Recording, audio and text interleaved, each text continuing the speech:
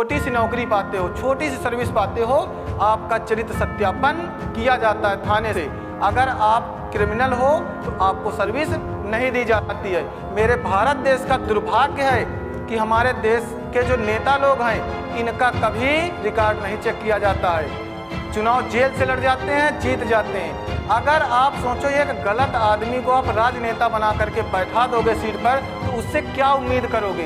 एक अपराधी को अगर आप सीट दे दिए तो क्या उससे उम्मीद करोगे वो देश का भला करेगा? कभी नहीं। आओ झुककर सलाम करें उनको जिनके हिस्से में मुकाम आता है, खुद नसीब होता है वो खून जो देश के काम आता है।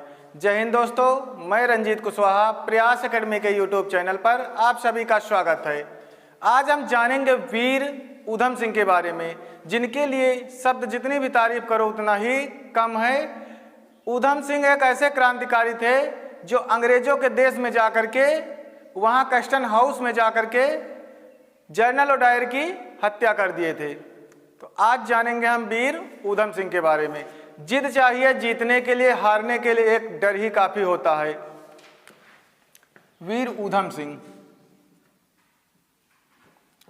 ऊधम सिंह के बारे में हम आज जानेंगे। ऊधम सिंह का जो बड़े भाई थे उनका नाम था मुक्ता सिंह।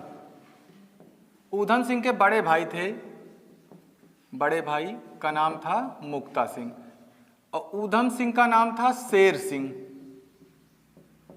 शेर सिंह, ये वास्तविक नाम था ऊधम सिंह का, शेर सिंह।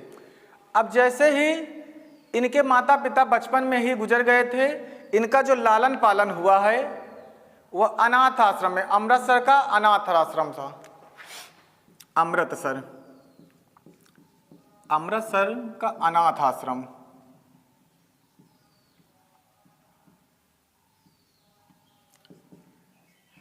अमृतसर के अनाथ आश्रम में पले बढ़े, वहीं से पढ़ाई किए, और बहुत बेहतरीन आश्रम था अनाथ आश्रम, वहीं से पढ़े, और यही अनाथ आश्रम का ही दिया हुआ नाम है ऊधम सिंह। इनके जो टीचर रहे वहाँ उनका नाम शेर सिंह से बदल करके ऊधम सिंह रख दिए।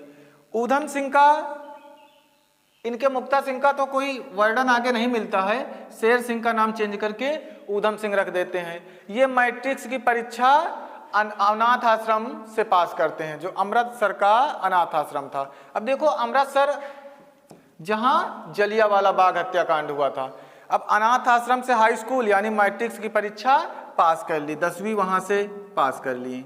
जब 10वीं पास कर लिए तो अब देखो बड़े हो गए लगभग, ठीक, तो उम्र होती है तो अनाथ आश्रम के लोग क्या कहते हैं कि ऐसा करो, अब आप धीरे धीरे अपने पैरों पर खड़े होकर के अपना कार्य संभाल लो। तो ऊधम सिंह क्या करते हैं कि आ जाते हैं जहाँ पे वो रहते थे। व्यक्ति अपनी गलियां नहीं भूल जाता है, कहीं भी रहेगा वो अपना जहाँ रास्ता है, आना जाना रहता है, घर जहाँ उसका, तो ऊधम सिंह उसी गलियों में आते जाते घूमते, और एक जो अंग्रेज नियुक्त था जिसका गवर्नर जनरल ओडायर, उसकी नियुक्ति थी, वो अमृतसर का एलजी था, lieutenant governor LG Michael O'Dwyer.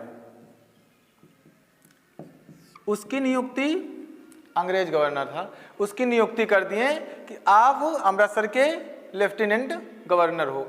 Amritsar में ही जो जलियांवाला बाग हत्याकांड, अब जानेंगे कि जलियांवाला बाग हत्याकांड का स्ट्रक्चर कैसे बना और जलियांवाला बाग हत्याकांड किस कारण से हुआ।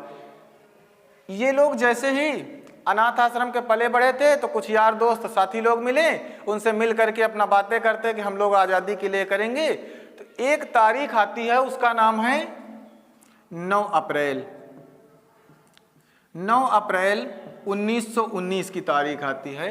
ये दिन बहुत अच्छा दिन होता है। जैसे आज भी आप लोग जानते होंगे रामनवमी आती है, तो रामनवमी का त्यौहार था। रामनवमी में भगवान राम और हनुमान जी की रथ यात्रा निकाली जाती थी। नवमी का त्यौहार था, 9 अप्रैल का दिन था। 9 अप्रैल 1919 को रामनवमी का दिन होता है। इसी में सभी जो क्रांतिकारी लोग थे वो भी शामिल थे। हनुमान जी की भक्ति और श्री राम की रथ यात्रा निकालते थे। तो वहीं जितने भी भक्ति टाइप के लोग थे क्रांतिकारी, सब लोग झूम गा करके बढ़िया आराम से निकाल रहे थे कि रथ यात्रा निकालेंगे बढ़िया सा। और वो जो यूनिटी थी, उस यूनिटी के 2 मुख्य लोग थे जिनकी वजह से ये यूनिटी थी। उनका नाम था दो व्यक्ति थे, एक थे डॉक्टर सत्यपाल, डॉक्टर सत्यपाल थे, और एक थे सैफुद्दीन किचलू, सैफुद्दीन किचलू। अब दो इस यूनिटी का कारण था। जो रामनवमी थी उसके जो महान लीडर थे, एक थे डॉक्टर सत्यपाल, ये हिंदू थे, ये मुस्लिम थे। सैफुद्दीन किचलू, रामनवमी का त्यौहार था, भगवान राम की यात्रा। वहाँ देखो जो रथ यात्रा निकालते थे तो हिंदू, मुस्लिम, सिख सब लोगों का इतना गठबंधन रहता था, देखने वालों को लगता था कि कितनी यूनिटी है, कितना भाईचारा है, कितना आपस में। तो ये रथ यात्रा निकालते हैं, बढ़िया झूम गा करके सभी लोग आपस में नाच गा कर रहे थे। तो ये जैसे एक हंसराज नाम का गद्दार होता है, हंसराज, जिसको हम जानते हैं कि ये बहुत बड़ा गद्दार था, हंसराज नाम का। इसने क्या किया, जो माइकल ओडायर था, इससे कहें कि सर जो डॉक्टर सत्यपाल और सैफुद्दीन किचलू हैं, ये दोनों सभी धर्मों के लोग, जितने भी धर्म हैं, सिख है, हिंदू है, मुस्लिम है, ईसाई है, सभी धर्मों के लोगों को यूनिटी, जैसे सुई और धागा नहीं होता है कि सभी धर्मों को लोगों को उसी में पिरोते जा रहे हैं कि सभी धर्मों के लोग यूनिटी बनाएं। और वो दोनों कारण क्या थे कि डॉक्टर सत्यपाल और सैफुद्दीन किचलू, ये दोनों यूनिटी का कारण थे। तो ये हंसराज नाम का गद्दार इनसे जा करके जनरल ओडायर से शिकायत कर देता है। जब शिकायत करते हैं तो ये कहते हैं इनकी माला ऐसी तोड़ी जाएगी कि सदियां बीत जाएंगी, जो इतनी यूनिटी दिखा रहे हैं ये आपस में कभी मिल नहीं पाएंगे।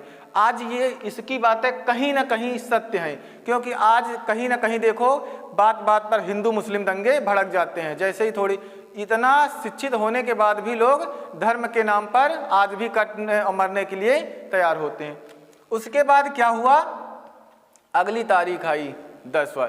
देखो अब इसमें रामनवमी का त्यौहार था, तो इसमें जैसे ही ये सब प्रदर्शन कर रहे थे, आराम से झूम गा रहे थे, तो वहाँ के जो सिपाही लोग लगे थे ड्यूटी, उन लोगों से थोड़ा सा बहस हो गई।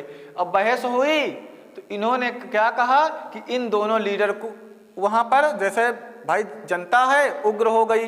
जब उग्र हो गई तो जनता को पुलिस वालों ने मार दिया, 2 लोगों को मार दिए। अब 2 लोगों को मार दिए तो पब्लिक गुस्सा आई और गुस्से में 2-4 सिपाहियों को भी मार दिए। ये बात बवाल बन गई, और जैसे ही बवाल बन गई तो माइकल ओडायर ने कहा कि ये बात बवाल बन गई, अगर इंडियन मारने पर उतारू हो गए तो ये बात अच्छी नहीं है। तो अगली तारीख आती है 10 अप्रैल। 10 अप्रैल का दिन था 1919। ये क्या करते हैं कि इन दोनों बड़े लीडर को पकड़ लेते हैं। कहते हैं हम किस में पकड़ रहे हैं, रोलेक्ट एक्ट। रोलेक्ट एक्ट का नाम सुने होंगे, 19 मार्च 1919 को कहें कि रोलेक्ट एक्ट में पकड़ते हैं, यानी काला कानून था ना रोलेक्ट एक्ट।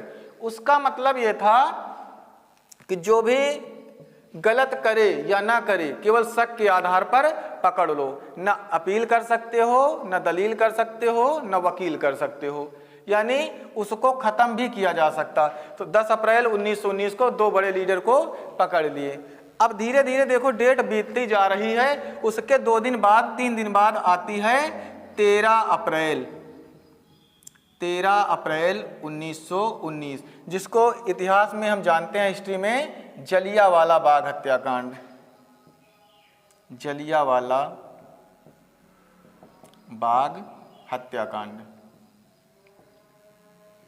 अब ये जलियांवाला बाग में क्या लोग, ये जो 13 अप्रैल की डेट होती है, ये एक त्योहार होता है जो अमृतसर में मनाया जाता है बहुत बड़े स्तर पर। बैसाखी, बैसाखी पर मेला लगता था, बैसाखी पर मेला लगता था। तो जैसे सभी लोग आते जाते तो वहाँ जैसे कुछ लोग रेस्ट करने के लिए बैठे रहते, भीड़ इकट्ठा होती जाती, बच्चे, बूढ़े, माता पिता, जितना भी परिवार, बच्चे लेकर के कोई, सभी लोग उसी जलियांवाले बाग हत्याकांड में, जलियांवाले बाग में इकट्ठा होते चले जाते।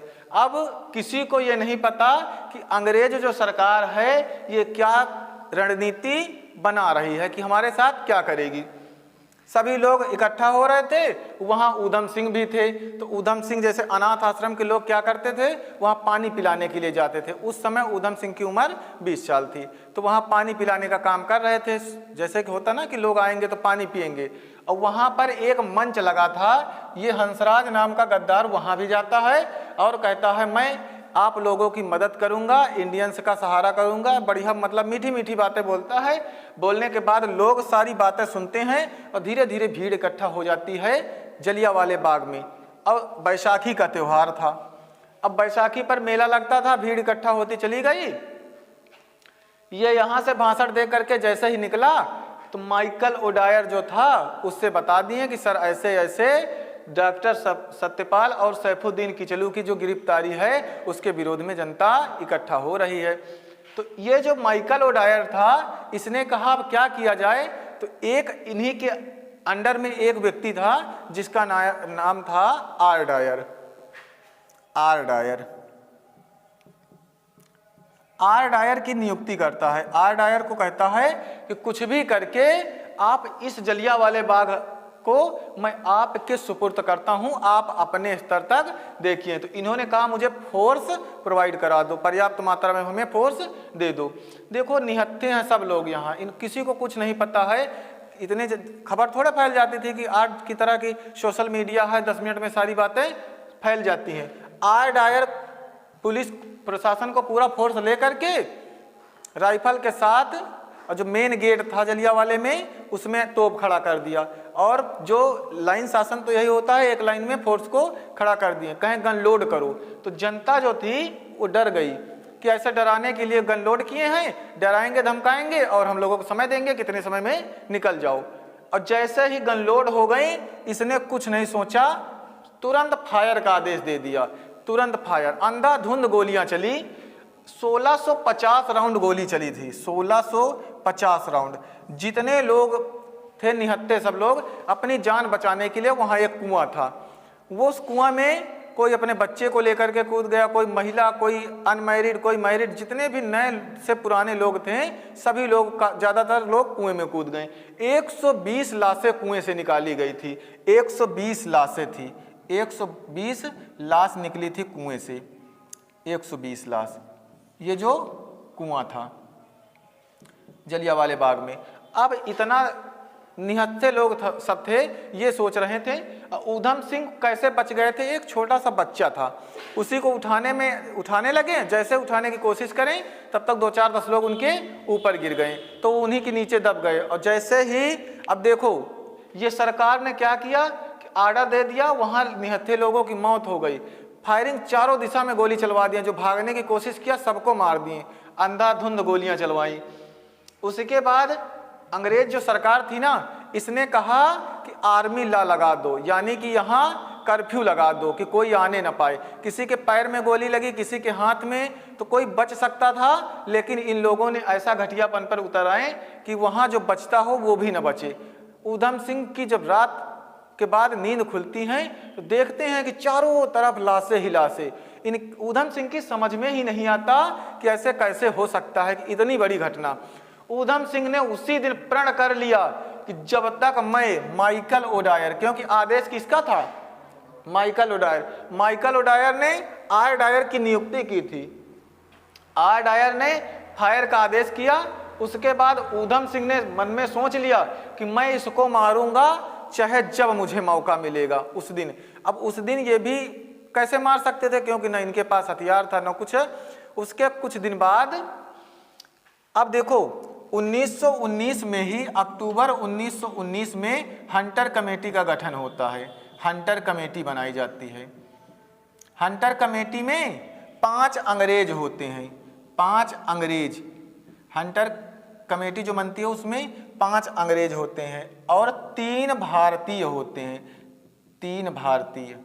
और देखो हजारों लोगों को निहत्थे मारे, यानी अक्टूबर 1919 में जब हंटर कमेटी गठन होता है, हंटर आयोग या हंटर कमेटी।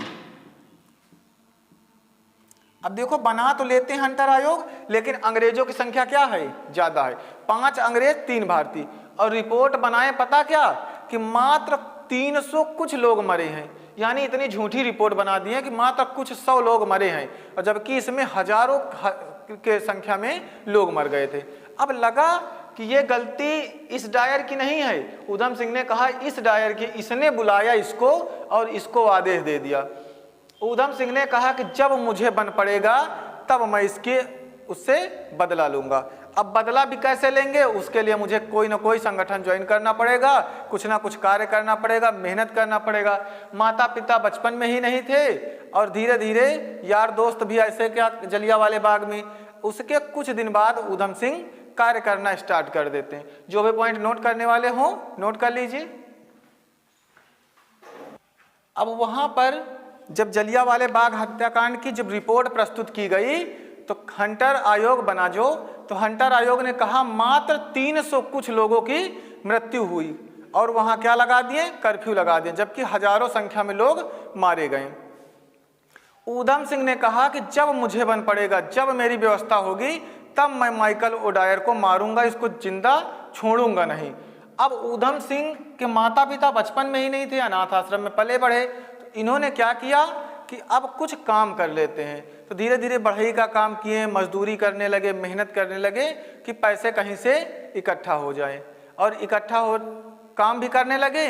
और फिर जनता को इन्होंने जगाया, कहा कि जो ये सारी घटना हुई है इसका चश्मदीद कौन है, हंसराज है, हंसराज। इसी ने मुखबिरी की थी, कहीं ये गद्दार है। जनता को जागृत किया और जागरूक करके जनता से कहें कि ये इसी की गलती है। तो ये अमीर राय बहादुर की उपाधि मिलती थी ना, अंग्रेज या तो उपाधि उनको देते थे जिनकी समाज में धाक थी, या जो तलवे चाटते थे। कहते नहीं है कि इतिहास टकराने वालों का लिखा जाता, तलवे चाटने वालों का नहीं। गलत का विरोध खुल करके करिए, इतिहास टकराने वालों का लिखा जाता, तलवे चाटने वालों का नहीं। अब ये हंसराज क्या था, गद्दार था, उनसे अंग्रेजों से पैसा लेता था, बढ़िया कोठी बढ़िया बंगला था। ऊधम सिंह ने अपने सभी नौजवानों को, जितनी जनता थी, जागरूक किए। कहीं यही इसी ने मुखबिरी की थी, इसी ने सब हत्या करवाई। तो जनता गई इसके बंगला में जा करके आग लगा दिए। ऊधम सिंह को, उनको लगा, हंसराज को लगा कि ऊधम सिंह हमारे टाइप का आदमी है, इससे मिल लेते हैं। तो ऊधम सिंह से मिले तो ऊधम सिंह उसको आराम से लेकर के, अब जैसे जनता मारने में आई है ना, तो सोच रहे हैं कैसे ना कैसे करके हम बच के निकल जाएं। तो ऊधम सिंह इनको लेकर के हंसराज को जलियांवाले बाग हत्याकांड में पहुंचा दिए। तो जैसे ही वहां देखता अचानक कि ये कहाँ ले आए हो, तो कहें कुछ याद करो। उसको याद आ गई हंसराज को घटना जलियांवाले। कहें ये मुझे पता था कि तुम गद्दार हो। तो जब इसको लगा कि हंसराज को लगा कि ऊधम सिंह से माफ़ी मांग लेंगे, तो हंसराज अपनी पगड़ी उतार करके ऊधम सिंह के चरणों में रख दिया। कहा कि हमको माफ़ कर दीजिए और ये गलती हो गई। कहा कि तुमने माँ भारती की लाज नहीं रखी तो मैं तुम्हारी पगड़ी की लाज क्या करूँ। तो पगड़ी मतलब होता है चौड़ा कपड़ा होता है ना, उसी को लिए उनकी गर्दन में डाल करके और पकड़ करके पटक करके दीवालों में लड़ा करके मार करके उसी कुएं में फेंक दिए। लेकिन कहें कि फिर भी अभी शांति नहीं मिली है, मैं माइकल ओडायर को मारने पर जब तक मार नहीं लूंगा तब तक मेरे आत्मा को शांति नहीं मिलेगी। अब ऊधम सिंह क्या किए कि चले गए, अपने मामा मामी रहते थे वही सुनाम में। तो वही सुनाम एक गांव का पास पड़ता है, एक स्थान पड़ता है सुनाम, यही इनके मामा मामी रहते थे।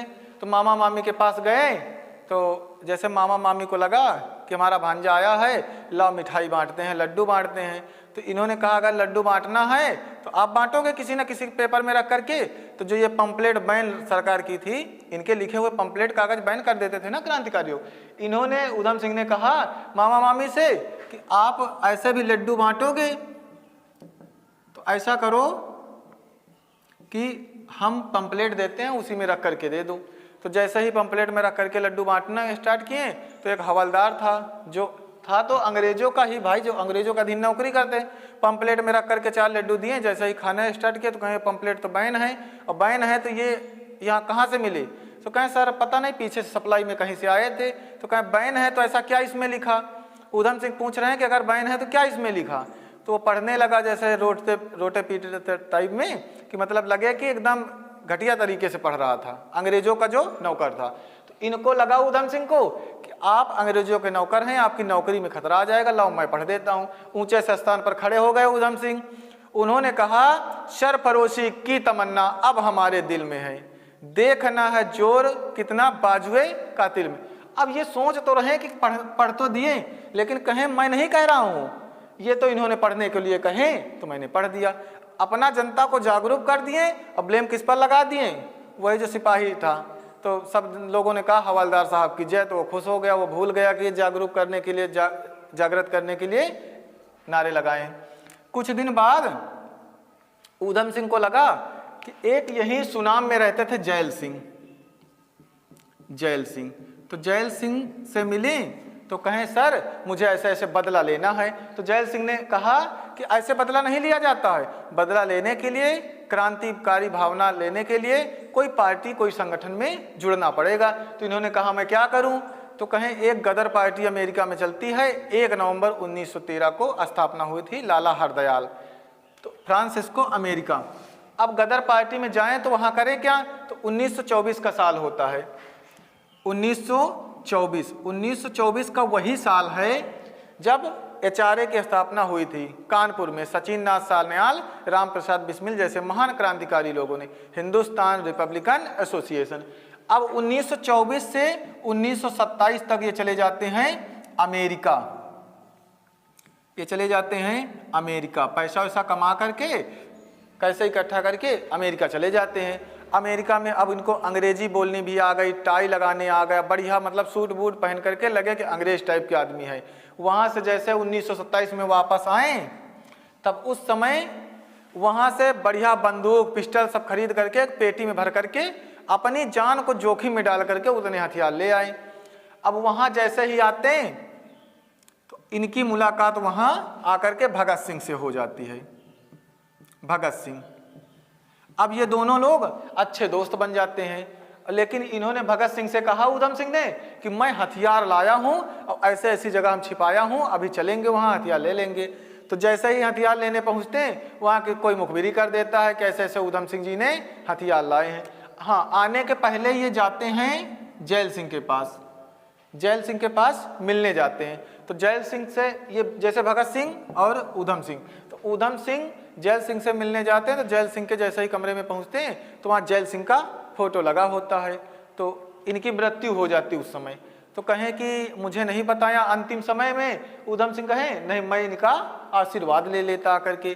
तो भगत सिंह कहें कोई बात नहीं है, जैल सिंह जी नहीं हैं तो हम और आप दोनों लोग मिल करके काम करेंगे। और दोनों लोग की अच्छी मित्रता हो जाती है। हथियार ले करके वहाँ जाते हैं और जैसे ही वहाँ पुलिस आ जाती तो ऊधम सिंह कहते हैं मैं हथियारों को छिपा देता हूं, आप ऐसा करिए कि आप भाग जाइए, ऐसा ना हो कि दोनों लोग फंस जाएं। भगत सिंह को वहां से निकाल देते हैं। ऊधम सिंह क्या करते हैं, वहां से फिर वो भी चले जाते हैं। तो एक बग्गी टाइप की गाड़ियां होती थी जिसमें औरतें पर्दा वर्दा लगा करके चलती थी। तो उसको पिस्टल दिखाएं रास्ते में, उसको रोक लिए बग्गी को। तो महिला बैठी थी, उसने कहा मैं, ऊधम सिंह ने कहा मैं ऊधम सिंह हूँ, कोई देश के लिए काम करता हूँ और क्रांति की भावना है, ऐसी ऐसी बात है, मुझे शरण दे दो। तो ये कुछ देर बाद तो उसके घर चले जाते हैं। लेकिन फिर सोचते हैं कि मान लो कि मेरी वजह से कोई महिला फंसे, इससे अच्छा मैं जा करके पुलिस को बता देता वो हथियार मेरे थे। तो उस समय क्या हुआ कि अब भगत सिंह देखो 1927 का साल था ना, और 1929 में असेंबली में बम फेंके थे। 8 अप्रैल 1929 को दिल्ली के असेंबली में बम फेंके थे, फिर गिरफ्तारी दिए थे। अब उसके बाद ऊधम सिंह को जैसे ही होता है कि 5 साल की जेल हो जाती है, 5 वर्ष की जेल हो जाती है ऊधम सिंह को। और ऊधम सिंह को जेल क्यों होती है? क्योंकि ये खुद बता देते हैं कि वो हथियार हमारे थे। कहें चलो 5 साल की सजा है, हम काट लेंगे। और उसके बाद 1929, 8 अप्रैल 1929 को असेंबली में फेंके थे। तो अब इनको भगत सिंह को भी गिरफ्तारी हो जाती है। भगत सिंह अब ऊधम सिंह से जाकर के मिलते हैं।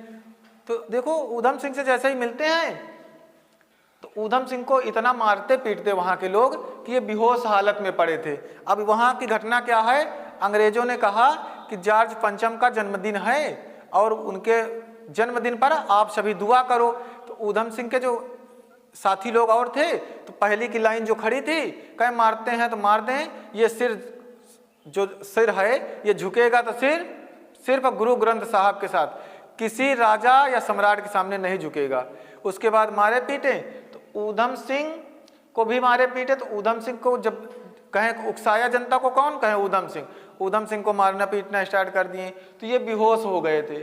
तब उस समय जेल में एंट्री होती है भगत सिंह की। तो भगत सिंह से, जो भगत सिंह को जानते हैं कि ये दोनों लोग, ऊधम सिंह और भगत सिंह क्या थे, अच्छे मित्र थे। तो एक सेल से दौड़ता हुआ लड़का आया, कहा भगत सिंह, और अपना जो यार है ना ऊधम सिंह, वो बेहोश हालत में पड़ा है। तो भगत सिंह ने कहा वो बेहोश नहीं है, वो शेर है, शेर अभी सोया हुआ है, जिस दिन उसकी नींद खुलेगी आप उसको वापस वैसे ही दिशा में मिलेंगे, आपको एकदम फिट मिलेंगे।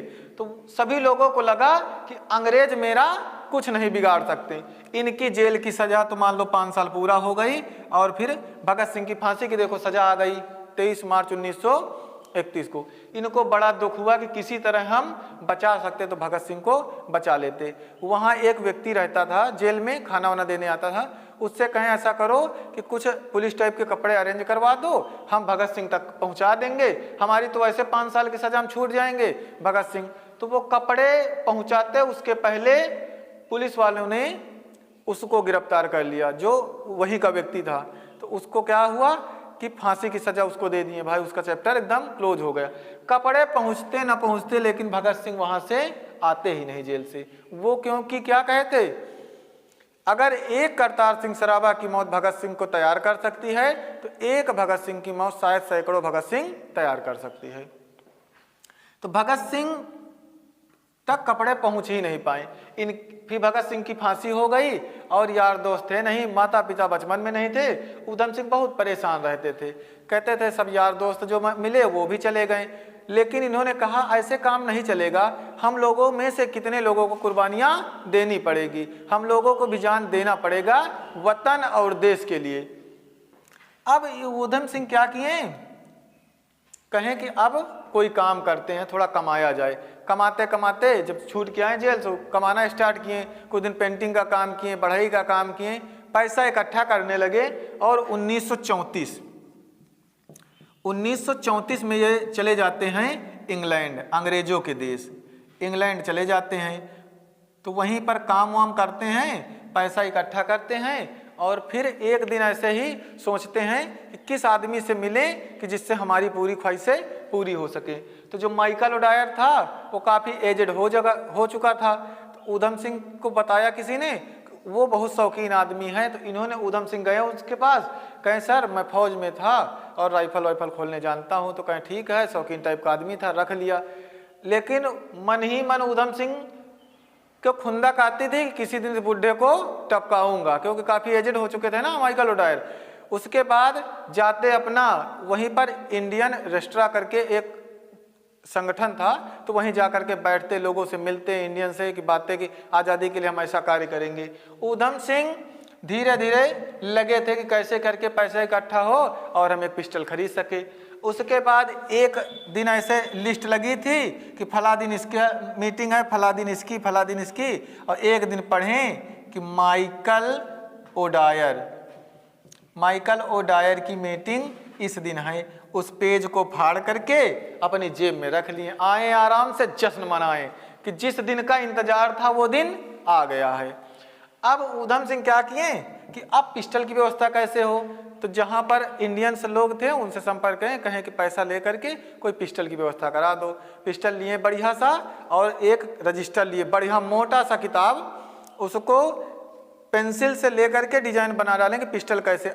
थोड़े से पेज इधर छोड़ दिए, थोड़े से उधर, अब बीच में सेट करके पिस्टल को उसी में शेप में काट के सेट कर दिए। और उसके बाद जिस दिन मीटिंग होती है, कहते हैं अब मीटिंग में बढ़िया टोपी ओपी लगा के टाई बेल्ट के साथ एकदम सूट बूट कि लगेंगे अंग्रेज टाइप के आदमी। और वो बुक ले लिए और चलते गए आराम से। तो जब वहाँ चेकिंग हुई तो चेकिंग में, अब भारतीयों की चेकिंग खास करके होती थी, तो अंग्रेज अधिकारी जो थे उनको बातों में उलझा दिए।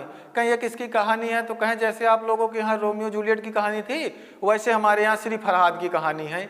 और उसके बाद 13 मार्च की तारीख थी, 13 मार्च 1940। 13 मार्च 1940 को ये पहुंचे कैस्टन हाउस।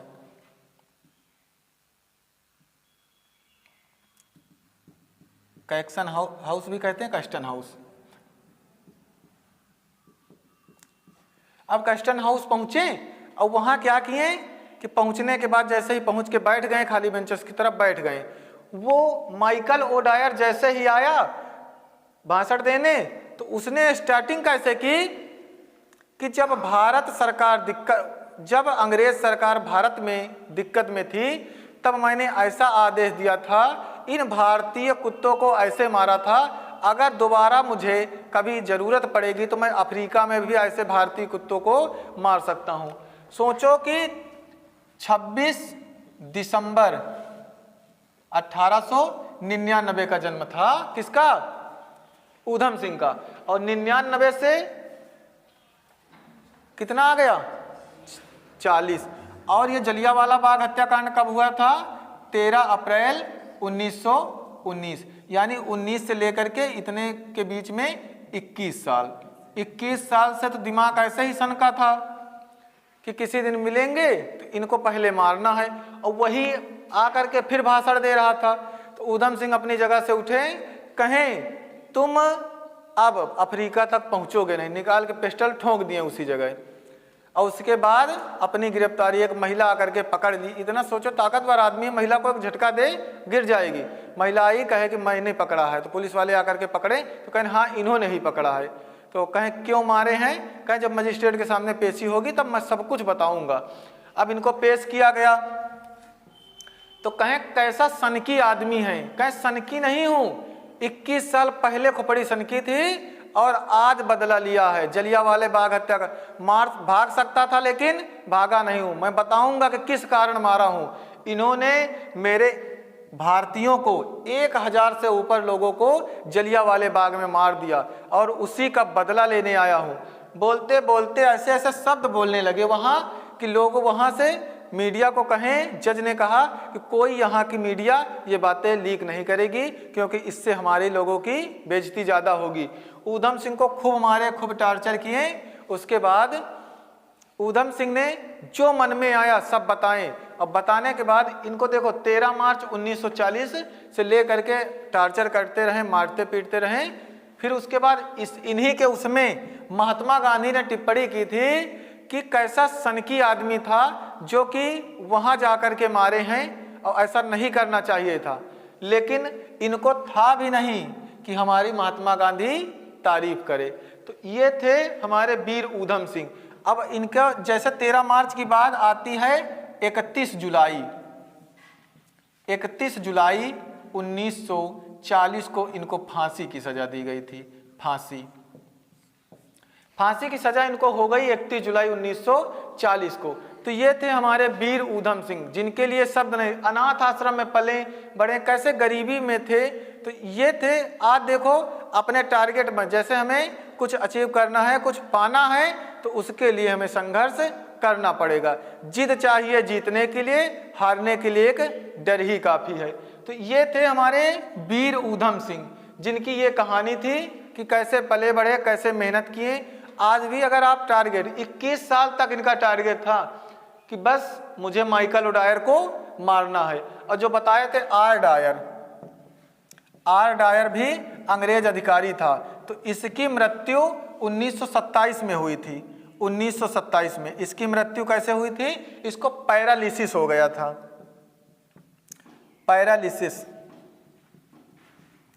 पैरालिसिस बीमारी थी जिसमें कि शरीर सल गड़ करके मरने वाली स्थिति यह थी कि यह बेड पर ही पड़ा रहता था। तो ये इसकी स्थिति हुई, क्योंकि जिसने निहत्थे लोगों को मारा था, गोली चलाने का आदेश, जिसको हजारों लोगों की मौत किया, तो उसकी तो ऐसी स्थिति होनी ही थी। अब देखो 31 जुलाई 1940 को ऊधम सिंह को फांसी हो गई। तो नमन है ऐसे वीरों को जिन्होंने अपना सब कुछ देश के लिए कुर्बान कर दिया। और आज की जो जनरेशन है और आज का जो पाठ्यक्रम है शिक्षा का, वो ऐसा बना दिए हैं कि बस बता देते हैं ऊधम सिंह कोई था, भगत सिंह कोई थे। ये नहीं जानते हैं कि इनकी विचारधारा को पढ़ना चाहिए। भगत सिंह भी तो जब फांसी की सजा होने वाली थी तो लेनिन के विचार पढ़ रहे थे, वो भी तो पुस्तकें पढ़ते थे। स्वामी विवेकानंद के विचारों को पढ़िए, एपीजे अब्दुल कलाम को पढ़िए, सर्वपल्ली राधाकृष्णन को पढ़िए, भगत सिंह को पढ़िए, उसके बाद भीमराव अंबेडकर को पढ़िए। लोगों को पढ़ेंगे, उनकी जीवनियाँ पढ़ेंगे, तभी हम अच्छा बन पाएंगे। भाई हम किसी की तरह हम जब बन सकते हैं जब उनको जानेंगे। किसी की कॉपी करने की ज़रूरत नहीं है। जो जिससे अच्छा मिल जाए वो अच्छा ले लेना चाहिए, क्योंकि कमी हर इंसान में होती है। कमी हम में भी है, कमी आप में भी है, थोड़ा ना थोड़ा हर इंसान में कमी होती है, लेकिन जो बेस्ट मिल जाए उसे ले लेना चाहिए। और संघर्ष ही जीवन है, अगर बिना संघर्ष के कुछ मिलने वाला नहीं। कहते हैं कि हम किसी की भी जीवनी पढ़ें, उनसे सीखना चाहिए। मुझे बेस्ट बनना है।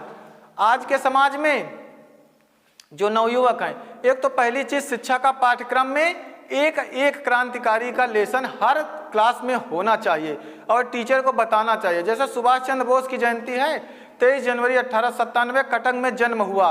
127वीं जयंती मनाई गई अब की पराक्रम दिवस के नाम से। उनका पराक्रम कैसा था, उनका संघर्ष कैसा, लोगों को बताना चाहिए।